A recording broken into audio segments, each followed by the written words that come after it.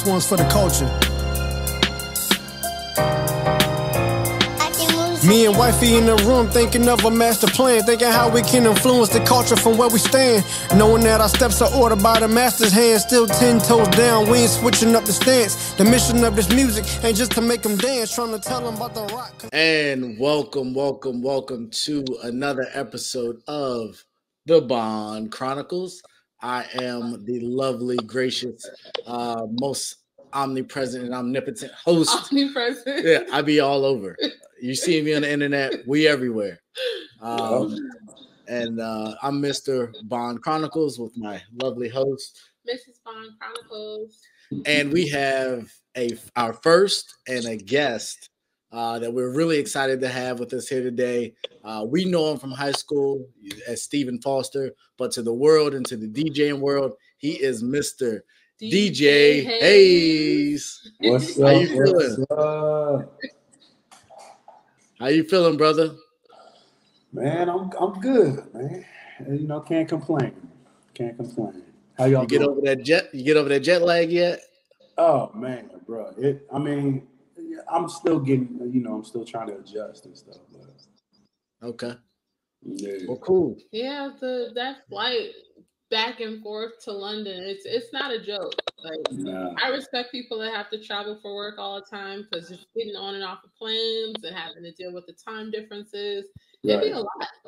Yeah. I was ready to get back in my bed and just chill.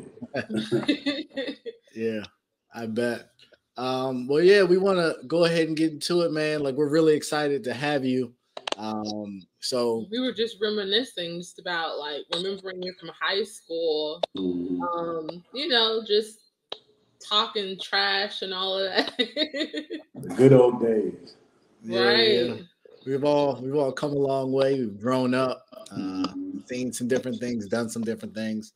So yeah, man, we graduated, I believe it was a year before you. So what happened? Like, we graduated, we went our way, and then you graduated. And how did you become DJ Hayze? Bro, well, yeah, so y'all graduated Forge. I think I left Forge and went to Mountain View my junior year. So actually the year y'all graduated, I think that's when I went to Mountain View. Yeah. Right. So I went to Avery University and so I started DJing like freshman year. And my first gig was at like a frat house, and there was a frat guy that used to always walk past my dorm, and I'd always like blast my music, always trying to mix my music and stuff. At the time, I wasn't doing as well, I was still trying to learn. But he invited me, to a frat party. He's like, "Hey man, you wanna play some music at our party?" I was like, "Hell yeah!" They're gonna be late. They're like, "Yeah." So I was like, "Shit, I bet. Shit, make sure you bring the jungle juice." Yeah, of course. So, yes, I do. You know what I'm saying? So, that was that. DJ'd that first party, and then it started to become an ongoing thing every Friday because I guess I did well. And everybody was just having a good time. It was legit. So it branched off from there. And then I ended up doing the college's, my school's homecoming. And then it branched off to doing my first nightclub in Greensboro. Shout out to DJ MC, Lotus Lounge. And it just took off from there. You just kind of fell into it then. Because, I remember in school, in marching band specifically, we all liked music, but I never saw it as you it was something that you was going to pursue as a career. So that's pretty cool. Mm-hmm. Yeah, actually, tell you the truth, I didn't plan on this. Yeah, I love music, but I didn't plan on being a DJ at all. So when I know you said you kind of told the story. So was that the first time you was using the mixers? Or was you just doing it off a laptop on I didn't remember back then ITunes had a playlist, or how did that evolution happen? So no, when I first started, I was using a straight laptop.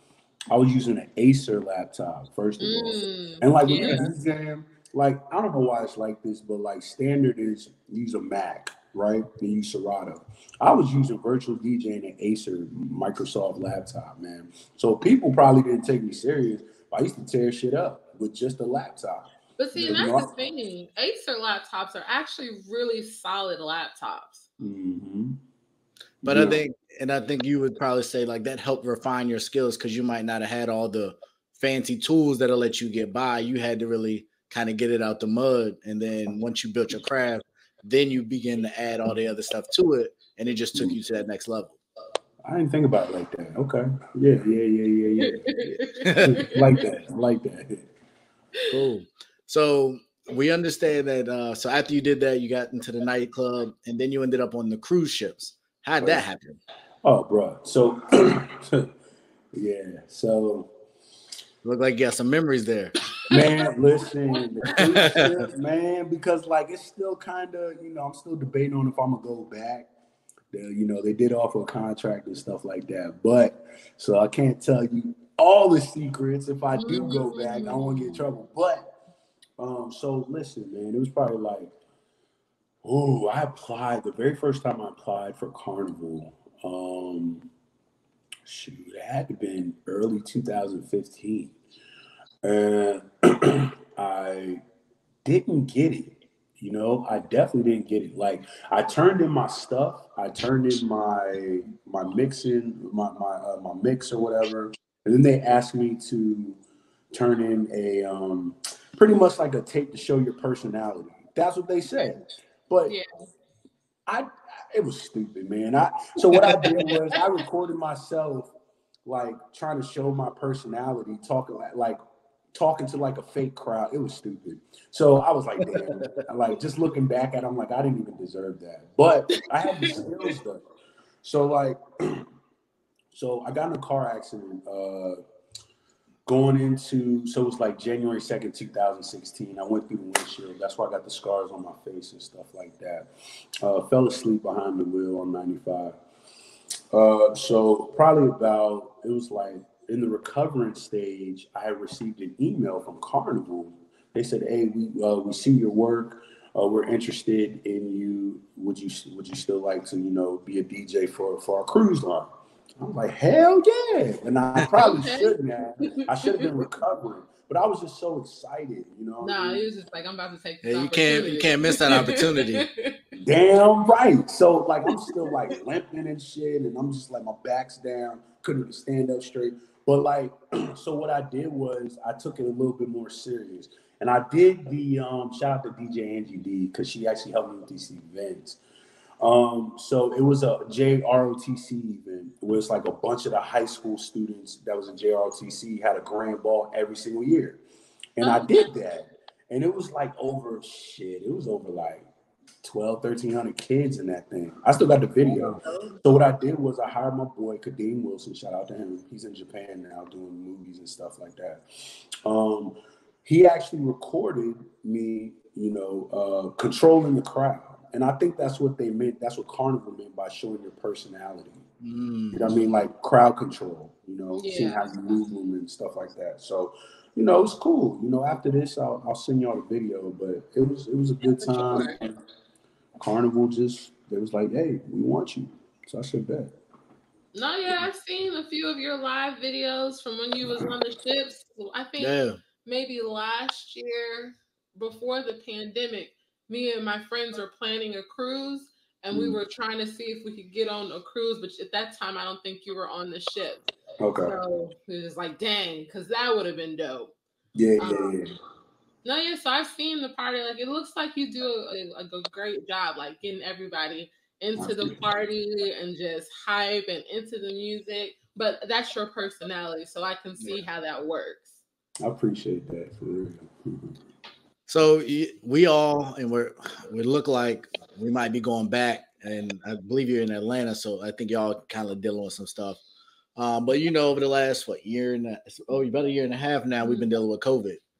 So you had kind of been hitting your stride, and you had done the cruise lines, and that's really where COVID started, was with the cruise lines, and people was getting stranded, and like that was crazy. So through the pandemic, kind of with you being a DJ and needing people, how did you kind of make it through COVID? Like what kind of adjustments did you have to make? What kind of meetings did you have to have? Like how did you adjust through all that? Well, if y'all haven't noticed, Atlanta's been open. You know what I mean? Like it probably shut down for goddamn shit. Atlanta was probably shut down for like maybe a month at the max. Don't say nothing. But I'm just saying, like, you know, like the stuff was still kind of open. Like, I mean, they had their curfews and stuff, but they were still like they were I guess functioning if they were restaurants, you know what I mean? And so, you know, there'd be still DJs mixing it up and stuff like that, but you're eating your food and not, you know. Right. You're not okay. like on the dance and continuing to wear your mask. So, yeah, I mean, yeah. you know, stuff was still rocking and rolling, you know? And I was still hammering away. I don't want to bring this up, but, you know, I actually had a sponsorship with this cognac company. I don't even want to say their name because they are done for. They're done for. They didn't even do me right. So I might even shout them out because I put them on to a lot. So yeah, but they actually they reached out to me, you know, and you know, like I got a couple sponsors from the pandemic. You know, and I was doing some advertising for some entertainers. So I was making money like that. And I got introduced to the chauffeur world. So I was making money like that. So, yeah, man, I was just grinding and hustling. Okay. Good. And I've been asked questions. You got questions you want to ask? That's what you be talking a lot. It's okay, though. Oh, typically, I'm the question person. You be doing all the talking. I just ask the questions. What are you talking about? Like it's a give and take. It is. No, it is. So then how did you link up with Cousin Skeether and crew? Because like I remember the first time I saw one of his videos, like and this was a while ago, but he was just so funny and like it just gave me all the vibes that I needed that day. Good. And so, like, when I saw that you were, you guys were like together, I'm just like, that is like a perfect match. His energy and your energy. Like, I was like, that was perfect. Yeah, because I was gonna say with that, because you know the guy that did our install, he did the install for him, Impeccable Impact. So I don't know if Skeether's from Virginia or something, but he's between you and him, who are both from Virginia. They kind of had that connection. So yeah, kind of bringing it back to that, like, how'd that happen? Okay, so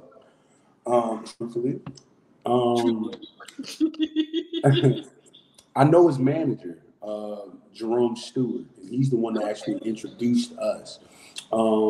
Me and him actually went to Mountain View together. But that's super dope. So his manager's from Virginia. Okay. But Jerome he went to Mountain View the first year. So he went to Mountain View, I think 2007. So I met him when he was at VCU. And we just so happened to, you know, live in Stafford. But yeah, he had an Iconic clothing line, and I used to support him and stuff like that. And I used to go see him in Richmond, and we used to just kick it, you know, go to clubs together, and we met a couple entertainers together, and we, you know, he used to come to my events and support me, and I used to support him. And him and Cousin Skeether started rocking out. You know, he introduced me, and then that's where it all started. Okay, that's dope. And we always talk about, obviously, how important it is not just to support your friends, but to really show up for them. And so it's really dope to hear that this is somebody that you know from, you know, before you had any kind of success. And he kind of was like, oh, I know somebody who's dope. And he put you on, basically. Which brings me to another thing. Like, I saw a clip of Tory Lanez. I can't remember the question that they asked him, but it was basically about music artists. What? Tory Lanez. I don't know how we. Yeah, I'm about to say, where's this going? I don't know. We went. No. It's not gonna go left. It's not gonna go left. It's not gonna go left. I need to call my manager for some PR work. No. We're not talking. We don't badmouth people. Oh, no, we do. We generally don't badmouth. Now, if you deserve it, we're gonna give it to you. I just gotta be careful with what I say. We got you know, because I work with some of these entertainers and stuff. So. Yeah. Right? No. Someone asked him a question along the lines of just about artists representing where they're from and all of that. And one of the states that Tory Lanez named was Virginia. And I was like, that's dope that he said that, because I don't think people realize how much talent musically comes out of Virginia. Big time. Yeah, and so it's just like, so it's super dope to hear one, you know, that connection happened from a high school here in little old Stafford, middle of nowhere. Yeah, no, that was the piece I was gonna say. For me, is a lot of times it's the smaller parts. It's the Newport News areas. It's this case, before anybody ever heard of Virginia, like Tappahannock, nobody knew Tappahannock until Chris Brown got famous. Right. And so now y'all are out there putting Stafford on the map, which is really dope. How much of your upbringing or where you from do you feel like plays into who you've become and where you are today? Oh, well, okay. So my upbringing, man, it shaped me.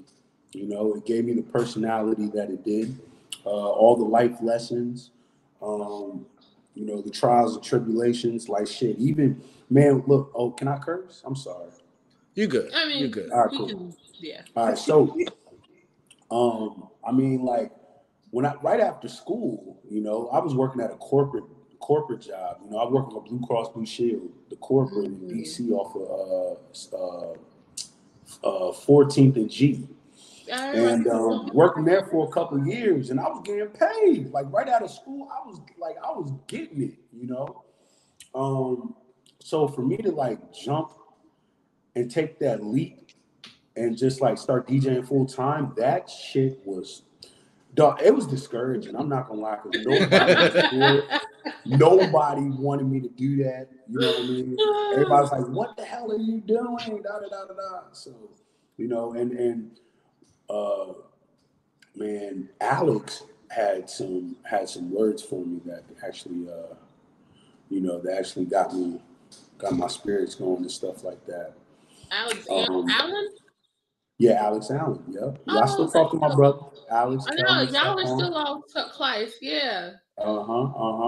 Yeah. And I don't know what came out. So. Yeah, and I mean, so the people that actually still hang around and stuff like that, you know, they've had a big influence in my life as well, you know. And shout out to Abraham Bangura. I don't think y'all remember him, but shoot, he's one of the big reasons why I'm here in Atlanta. He took that jump with me, you know. So it keeps me on the narrow, and he keeps me focused. So that's cool. So you mentioned he keeps you on the narrow. So you're in Atlanta. Yeah. Everybody knows what Atlanta represents in the last 5 years. You are a hot, sought-after DJ in Atlanta. What is that like? What's your love life like, basically? Is what he's asking. It don't gotta be no love now. I'm not even asking about love. Like you said, we are in Atlanta, so it has to be politically correct, right?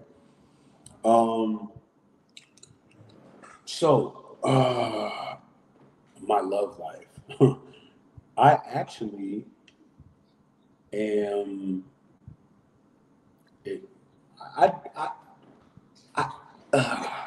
Politically correct. Politically correct. We don't want to get you. We don't. You know. Okay. No. Real talk. No. There is a lady in my life that I'm expressing deep interest in. Deep interest. Okay. Yes. And coming from me, like all my friends know, that's like, yo, damn, it's crazy. But you know, I definitely it's getting around that time. Put it that way. It's getting around that time. I might have to. It's getting around that settle down time. So. So do you, with that kind of being in your thought process, how do you envision that for your life? Like your lifestyle is one that settling down is kind of like an oxymoron for a DJ that's traveling? If you go back to the cruises, Right. like how do you envision that kind of having that adjustment or that balance? Right. So, man, here's the deal. Like, as a man, I mean, you know, when you want something, you go get it, right? And when you want something in your life, you go get it and then you keep it there, you know, as long as you want, you know? So I used to have an ex-girlfriend, and I used to work at a strip club, right? And I didn't talk to none of the. Oh, do y'all remember when I used to DJ at Fuego's? Y'all don't I remember when you DJ'd at Fuego's. Hell yeah. I used to. So look, I was DJing at Fuego's, right? And some of the strippers would, you know, they would talk, say slick shit, boom, boom, boom. But I wouldn't pay it no mind. I'd act like I didn't hear it, you know. And I would swim move, I would curve, and do all that stuff like that because I know I had a woman at home. Right. So it's like when you're focused, you're focused. You know, when you're into your woman, you're into her. Ain't that right, babe? 100%. Yeah. All these people sliding in my DMs because of this podcast. I just curve them, just like you, Steve. That's how you got to do it, baby. Nah, most of my people be scammers or fake people. They're not even real most of the time. But no, that's great. That's really great to hear that. And if you put this out there and she sees it, I'm sure she would appreciate that as well. Hey, boo. Babe, I don't know what you call her. Baby, Rosie. How you doing, baby? So I saw that you were in London with the crew, I guess maybe a week or so ago, and they got the platinum. Was that for streams? Like, what was that for? Yeah, so basically, yeah, so it was like, it was streams pretty much. The platinum, so the record went double platinum in the UK. It's Friday. Right. Yeah. So it's still doing crazy numbers right now. You know, we've been getting invited to different festivals and stuff like that. So hopefully COVID doesn't shut us down again. Man, we got another record coming out. So just for me and for the people that may not know, they probably heard the song. What was your role in that song? Like, did you mix it? Did you produce it? Like, how are you involved in that? I helped out with the advertising. Okay. Yeah, I helped out with the advertising. Yeah. So, was you in the car when Skeether got out? He gets out of the car. In the back seat or something? All right. So when Skeether, there was a couple videos that I recorded, and then there were a couple videos that I actually was driving the car. You know, and then there was a couple. There was a video where I was doing both. So, but I didn't do all of them though. I didn't. I didn't do all of them. Yeah, because that was my introduction to him. I think we might have been at like Springfield, Townsend, or whatever it's called now. Yeah. And I was watching it, and I heard the song, and then I saw the dude get out, and he started like going off, and I'm like, this is great. And it might have been a Friday or a Saturday. It was the weekend because we was up there. Right. And I played it back like 3 or 4 times. Like he was going in, and then she follows Nick, the Fox, the weatherman or whatever he is. And so I think so far that's been like one of my favorites because I follow him and he be getting it in his little videos. And then they got out of the car together. I was like, oh my goodness, this is a great mashup. Good deal. What did you? I think I stepped on. How did you like London? Did you get a chance to do any like touristy stuff or? I mean, no, not really. I mean, because like I don't know, I didn't really. I mean, I told my mom I would do some touristy stuff, but I don't know. I just didn't want to for real. We were just going to like bars and restaurants and drinking and stuff like that, and just enjoying the time there because of the accomplishments. So, you know, we got invited to a couple of events though, so that was pretty dope. No, yeah, there's some dope, like especially like downtown London proper, whatever you want to call it. There's some dope spots down there.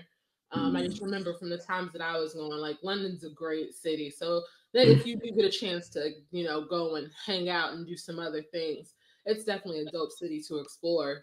Yeah, go to the Alchemist if you ever go back. Where is that? It's in downtown London. It's Shoot, man. Yeah, that's true. I probably wouldn't even know. I don't even. Oh, you know what? I'm about to say Soho, but no, I don't think it's Soho though. Yeah, I don't know. Oh wow. Yeah, we might get over there. There's a person over there I don't want to run into. No, it's not. Well, I don't know. It might not be great. We wouldn't run into him there. I mean, I don't know. The world is crazy. So yeah, obviously you've been around. You're in Atlanta. Atlanta has become really the hip hop rap capital of the world. It's moved from the West Coast to New York, and that's where it's at. I think it's QMG, Quality Control, Dawn a Bunch, Lil Baby, Migos, all of them. Like they're the pinnacle, really, right now in rap and hip hop. So, how involved are you with that kind of scene as the DJ part? And who would you say is someone that you haven't got to work with that you would like to work with, or is that even where your head's at? So hold on, let's see. So, I mean, I'm tapped into the scene. You know, I can't say I'm not. I'm definitely tapped into the scene. You know, I just know random people. You know, I've worked with random people. If I had somebody that I really wanted to work with right now, oh man.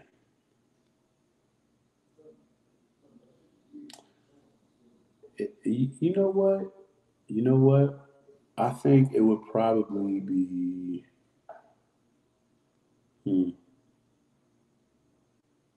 Okay, so I'm gonna tell you this. I actually really want to go on Wild 'N Out, and really, for real, That like I makes want to sense. be. I want to. Well, I don't want to be on like as like The within stage. the cast, but like I want to work with D-Rec. Like I want to DJ like an episode. That's it.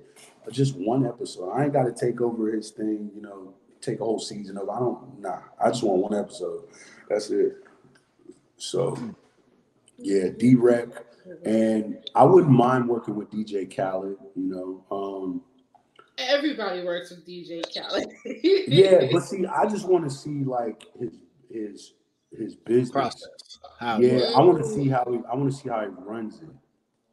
Because that was on another podcast I watch, that came up, and people were saying when he released his most recent album, and I forget what it's titled, but he historically he doesn't rap, he doesn't sing, he doesn't really do anything. It's kind of like Kirk Franklin, in that, but he is able to grab all of the best talent and assimilate it in a way that other people I don't even think would think to put people together.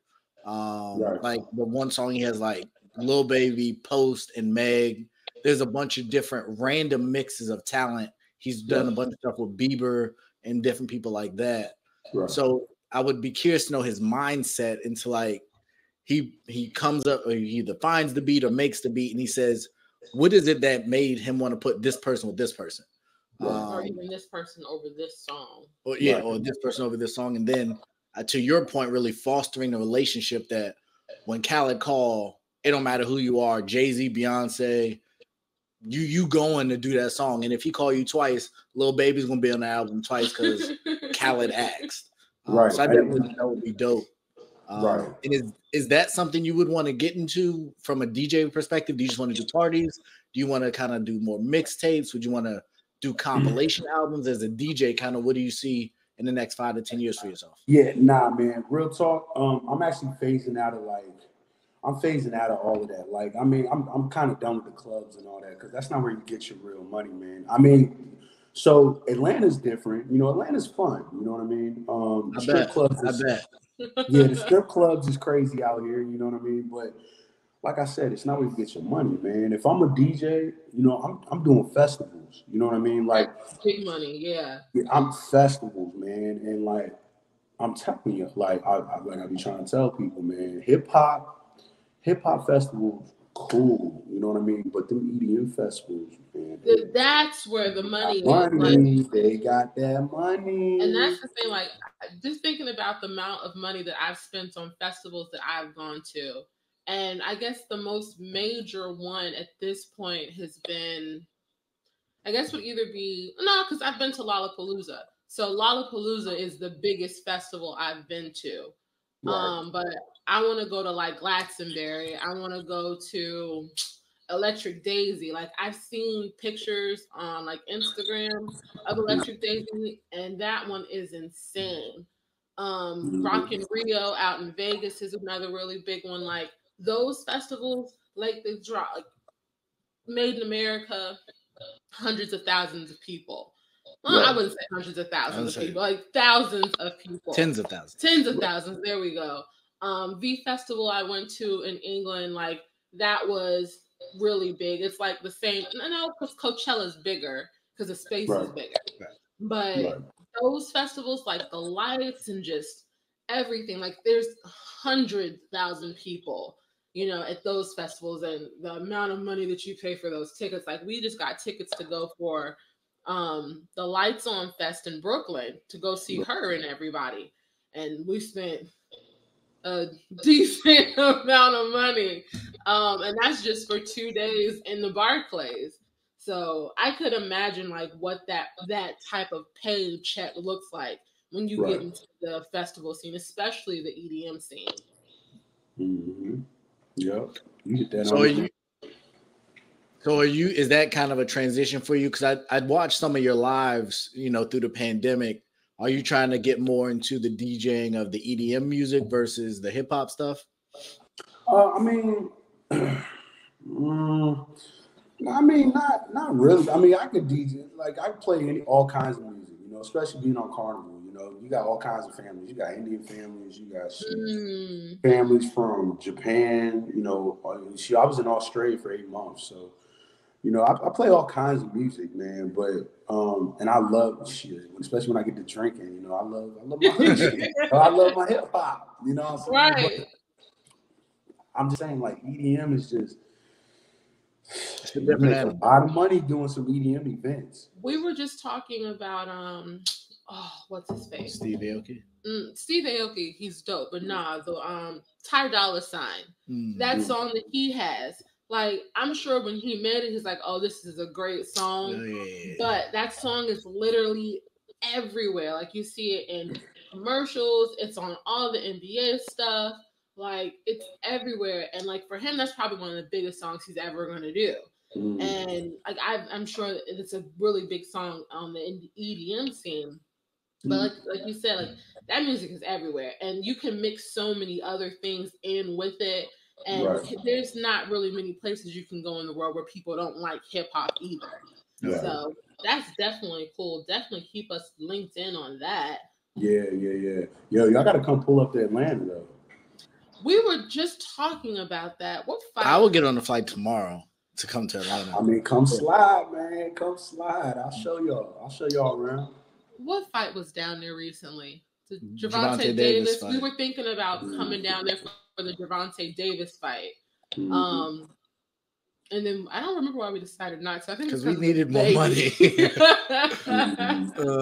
we had went to see the Earl Spence fight. I think we had just got back from my birthday trip, and there was some other stuff that. What'd you say? No, I said happy birthday. No, it was back in April. Oh, okay, man. I'm thinking you got to say your birthday was like last week. Nah, but that's why we didn't go to my birthday. That's why we didn't go to the fight. Just our life. Timing was bad. Our life has been crazy, man. We make the most of it, but we be moving and we be busy. But no, I've wanted to get back to Atlanta. I went when I was a kid. The 96 Olympics. So I went to Atlanta in 96 when the Olympics were there. And I got my aunt and uncle live down there. And I've wanted to get back ever since. I remember when I went to Justin's, that was Diddy's restaurant. I had a t-shirt and all that. But now it's a whole, I'm sure, a whole different world. It's a whole different beast down there now. So, I've never been to Atlanta. I went to the Underground. I don't know if they still have that. Like it was a shopping area. It was pretty dope. So now I want to get back.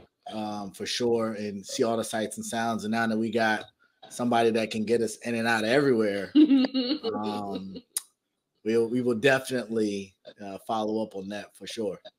Yeah, man. Let me know, man. Just let me know. Like, so to catch me up with y'all life, man. Like, what's been going on with y'all? How y'all doing? Ooh, our life, man. Because, man, I'm gonna tell y'all been doing a lot of traveling, and I'm trying to catch up. I'm trying to get them stamps on the passports. Yeah.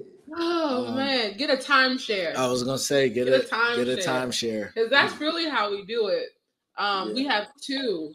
One we haven't even really utilized yet. We bought it when we were in Vegas for my birthday last year, and we got points that we ain't even used yet for this year for it. But you know we got to a point, I guess, where the boys had gotten big enough.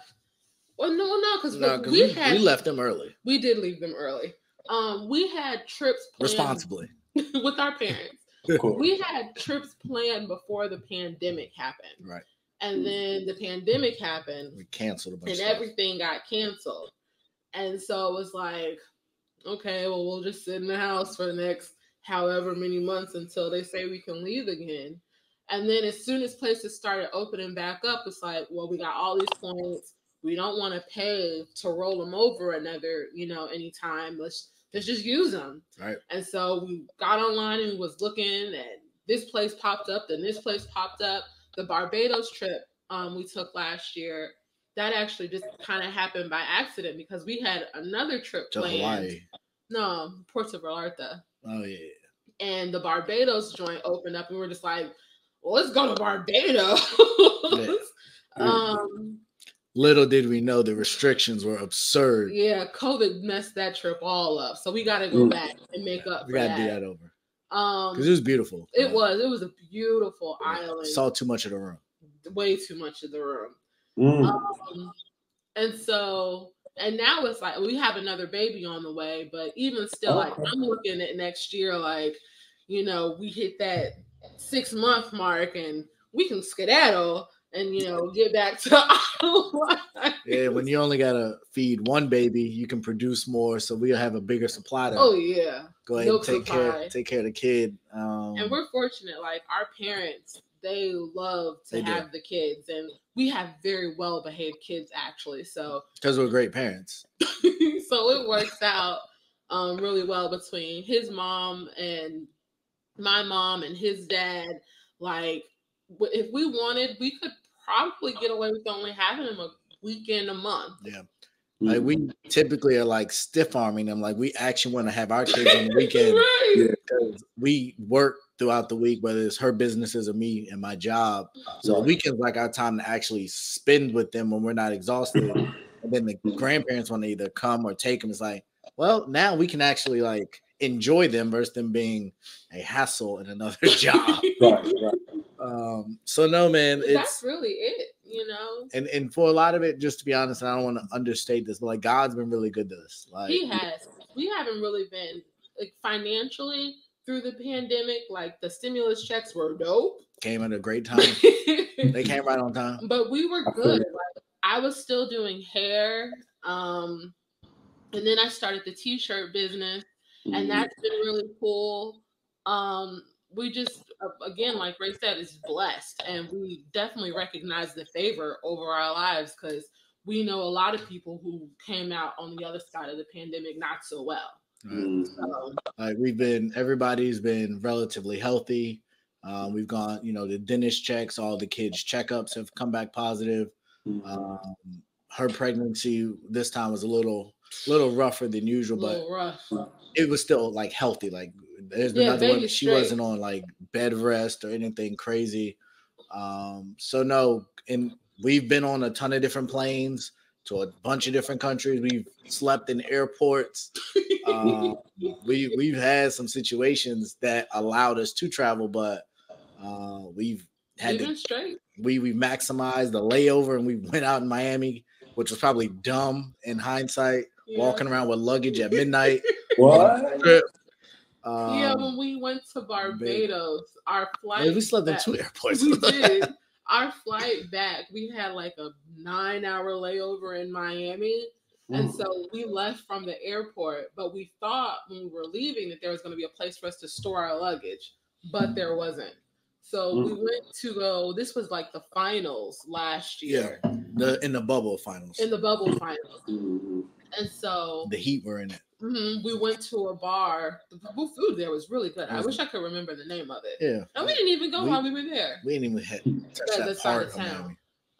We went to a bar while we were there and watched that game.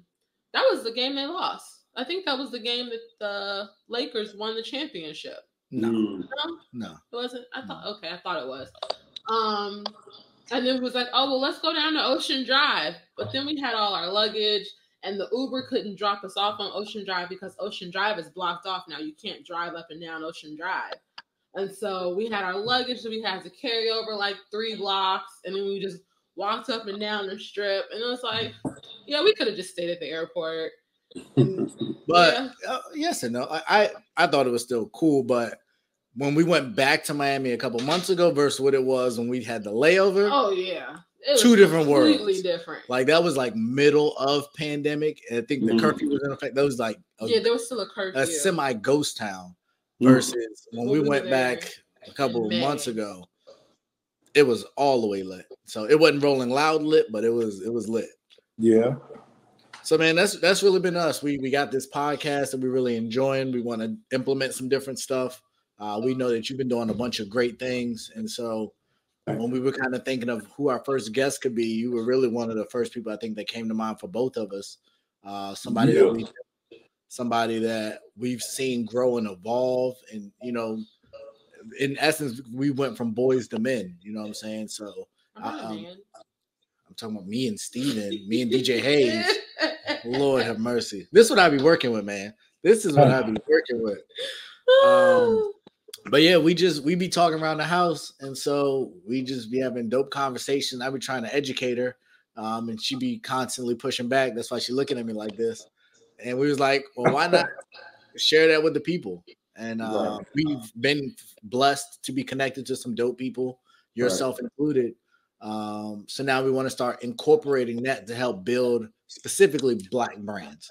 For the culture. We definitely love being Black. We shop Black as much as we can. We support Black businesses. And so speaking of Black businesses, tell us a little bit about this concierge thing you got going on. Whoa, Nelly. No. All right, so first and foremost, congratulations with your baby. Thank you. Okay. So next, I do have a exclusive concierge service, okay? VIP Connect Atlanta. The #1 concierge service in Atlanta right now, because we are definitely about to take over. So basically, we provide Escalades, Sprinters, exotic cars. We can pretty much get our hands on any exotic car you want. Yachts, private jets, mansion, security, like armed security. If you want them to ride in the black truck with you when you need to go from location A to location B, securely, I can set that up. If you want the police cars to follow you, follow the black truck or the Sprinter, I can hook that up too. So, it's endless. Whatever you need, I got you. You got it. So when we come to Atlanta, like, it's going to be it. We're going to fly down on the private jet. We're going to get picked up in the Rolls Royce Ghost, and then we're going to come meet you, and then we're going to go out in the Sprinter with the police cars behind us, is what you're saying? Is that what you're trying to do? I mean, I can make that happen. I can definitely make that happen. It's gonna cost a little money, but I was gonna say, we don't be negotiating people's prices. Support a Black business, support a Black business. You know what I'm saying? Like, I'll work with you, but you gotta work with me because I'm just This is a pretty penny, but I can make something shake though. Cool. So talk to us. Where'd that come from? So, man, during the pandemic, man. Actually, to tell you the truth, it actually started with where should I start? Okay, so basically, I contacted a company, and I was actually wanting to get some transportation services for Mufasa, for Cousin Oh, Skeether. okay. And, I was doing some consulting and stuff like that, and consulted with a company, and they ended up providing their services for him. Now, in the process, I kept in touch with the company, and, started hanging out with the owner a little bit, and it just started evolving from there. And then one day, uh, he had a colleague that actually needed help with a job. He said, "Hey, you interested in making money?" I said, "Yeah." So I did my first Sprinter job, and then they started continuing to call me. Last minute ride, like they needed a last minute driver, and then that's where it started. And then I, was so their clients. Some of their clients used to, they used to like my work, so they would get my number and they would contact me, and I told them some of the stuff that I could provide, like, "Hey, look, yeah, I know this guy, I can plug you in, like, da da da da da." So it just branched off from there, and I'm just like, "Well, shit, man, I guess it's time for me to boss up." So Yeah, absolutely. especially when the opportunity is just right there in front of you, and you don't have to necessarily work any harder or do any extra legwork to make those connections. That's always love. I would say it sounds like you've laid a good foundation, built up a nice, dope network, and now a lot of that's all coming to fruition. Yeah, paying it back for sure. Man, I'm just trying to plant these seeds, man. Just hopefully they grow in the right direction. Hey, man, we will keep you lifted in prayer because that's all it. That's legit all it is. Like you can cast your net out there, and as long as you're willing to grind and do the work, the seed is gonna grow. So we see you working, man. Yeah. We see you. Man, so, I appreciate that for real. We like I said, we ain't gonna keep you too long. We definitely appreciate the time. So the other thing is, I see you wearing Fly. Is that your brand? What is that? So it's actually it's a brand that sponsors me. Oh, yeah. I need to talk to you then, because like I got some stuff I can send you, man. Yeah, I mean, yeah, I wear a shirt everywhere I go. Like I was in London wearing this shirt. When I'm around some of these entertainers, I try to wear this shirt if I'm not wearing a collar shirt. So I mean, if you got something you want me to wear, just let me know. Oh, I got some stuff. Okay. Literally, when we get off this call, she be making stuff. Yeah, I have an order that I need to finish now, actually. Yeah. Okay. So the last thing, go ahead. My bad. No. That's all. Like, shout out to Fly Apparel. Shout out to Tone. I appreciate the gear, man. Cool. So the last thing we got for you, you are in Atlanta, and we started, I believe, off camera. We was talking about Kanye West, and he has album listening party number 2 coming up. So were you able to go to the first listening party? Did you see it? Were you a part of it? And what do you think about kind of how Kanye is moving right now? Okay, so no. So the first listening party, no. We had other projects that we had to attend to. Actually, first of all, Kanye West, a lot of people don't know this, but Kanye West actually broke history twice this year within 3 months. A lot of people don't know that he is the wealthiest Black man in U.S. history. Did not know that. Did not know that. Yes, he was nominated the wealthiest Black man in U.S. history about, I think it was a couple months back. And he just broke history again. He just did an album release and sold out the whole Mercedes-Benz Stadium. That is unheard of. Because it was an album release. It was an album release, a listening party. I'm sorry. Listening. Not an album release. I'm sorry. It was a listening party, just at that. And so the songs, so when we were together, the songs that we did hear, none of those songs were on the album. Like, there's probably one song that we heard that was on the album. I was like, oh, snap. Okay, this is a whole other set of songs. So maybe the song that we did hear is going to be in the second release. But who knows? I mean, we'll see. Wow. That is, I don't know. Like I watched it. I waited almost 2 hours for it to start. Hopefully, I'm gonna watch again at the next one, but hopefully it don't take another 2 hours for it to start. But just to, can you speak to it as much as you can? What is it like? 'Cause I saw the pictures where I don't know if you were at his place or like, what is it like to be around him? Like, what was that experience like for you? No, I mean it was cool. Like he was chill, you know. He was very, very business mindset. Like he was so focused. He was like everywhere, making sure everything was done. Like it first of all it was a warehouse. It was like a warehouse studio and stuff. So you had one side of the warehouse just doing like production of like all the videos in his album, right?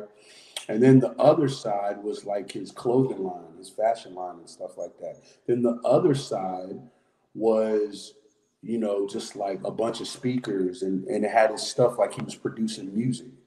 And then in the middle was like his managers and stuff like that, and Change was there, Lil Baby was there.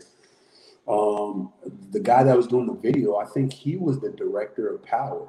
I think he was there too, if I'm not mistaken. So yeah, there's quite a few people there, and he, like, to me, he's brilliant. He was just all over the place. I didn't hear him yell. I didn't hear him like do anything crazy.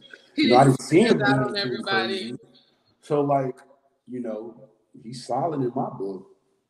So like, and a lot of that stuff that y'all hear and see is probably for show. We don't pay a lot of attention to especially stuff like that, because one, I feel like, especially as a creative person, all creative people are kind of, we all have our tics or things about us that, other people find weird or whatever you want to call it.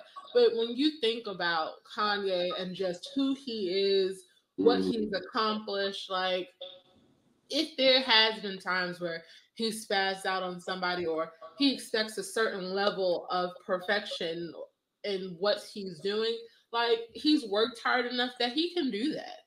And that's like legitimately how I feel. Like, you can't, work with someone that great and not expect for them to push you in whatever way they need to be greater. Mm-hmm. Cool. No, I agree 100%. I'm Team Kanye all the way, all day. All the Yeezys. I was gonna say, I told somebody, I think it was on maybe another podcast, and when I was talking to you, I don't remember. I said, outside of God and my family. No, you was talking to me. I said the most money I ever spend goes to Kanye besides God and my family. So no, I'm definitely a fan of his, and we are definitely fans of yours. For sure. So just kind of on our outro, we want to know, like, what do you want to tell the people? Where can people find you? Like, tell the people where you at. First of all, I want to say I love my family. Okay. Yeah, I love my family. And my parents, 2 sisters, my nephews, my cousins, love them all. So I appreciate y'all for supporting me. And thank y'all for having me on this TV show. I really appreciate y'all too. No problem. Thanks for joining us. Like I said, like Ray said, one, we definitely want to support our friends and whatever they're doing. We're building this platform and we're really learning as we go, but we're definitely learning that the community of people that you build around you definitely has an impact on that. So whatever we can do to help, or, shout outs or whatever, we're 100% here for it. And we always like to see a young Black man doing his thing. Like, it's dope. Appreciate that. I mean, hey, follow me on Instagram, Twitter, The Real DJ Hayze, Hayze. And man, shout out to the Bond Chronicles for having DJ Hayze. Absolutely. So definitely appreciate you, man. It was good catching up. Look forward to getting down to Atlanta with you. Also, maybe by then you might have somebody else with you. So we can double date or something. I don't know. Let's do it, man. I'm super down. It's about that time, Cool. Well, man, appreciate it. God bless you. And I got my thing. My lovely co-host has changed the whole setup. Where's my thing at? It's literally right here on the screen. Oh, Look at you didn't communicate. If you look at the screen, you see it. I'm doing a bunch of things. But it's there. Anyway, man. So again, in life, things happen. You have the power to choose what you do, choose wisely, and always bet on you. Oh, thank y'all. Appreciate it.